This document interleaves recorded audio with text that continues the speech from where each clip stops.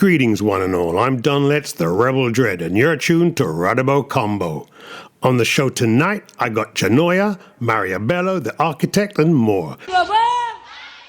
Pour enrichir votre visite de l'exposition Haïti Metal 2 de Dimitri Milbrun, actuellement exposée dans la salle d'exposition du Tetris au Havre, nous vous proposons un audio guide qui vous plongera au cœur de l'histoire, de la musique, des traditions et des mythes vaudous haïtiens. À travers des récits immersifs et des sons inspirés de l'exposition, cet audio guide vous offrira une expérience unique pour mieux comprendre l'univers fascinant de l'artiste et les cultures qui l'influencent. Cet audio guide contient 7 épisodes. Voici l'épisode 4, Dimitri Milbrun, un artiste au rythme de Haïti.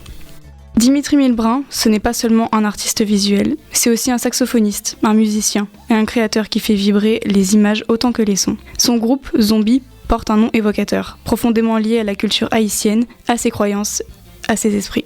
Dans son travail, la musique est partout. Elle n'est pas juste une influence, elle est une présence, un langage, une mémoire vivante. Parce qu'en Haïti, la musique n'est pas seulement un art, c'est une manière d'exister, de raconter, de résister. Les percussions, elles, sont au cœur de tout. Elles résonnent dans le quotidien, dans la fête, dans le deuil et surtout dans les cérémonies vaudou où elles servent de lien entre le monde des vivants et celui des esprits. Cette dimension rituelle, cette vibration, Dimitri Milbrun la transpose dans ses œuvres. Ses traits, ses couleurs, ses formes semblent jouer leur propre mélodie, comme une partition visuelle où chaque élément trouve son rythme. En regardant ces toiles, on entend presque le son des tambours, les cérémonies vaudou, l'écho d'Haïti. Son art est un dialogue entre l'image et le son, entre le visible et l'invisible. Une manière de dire que la culture haïtienne ne se contemple pas, elle se vit, elle se ressent, elle se joue.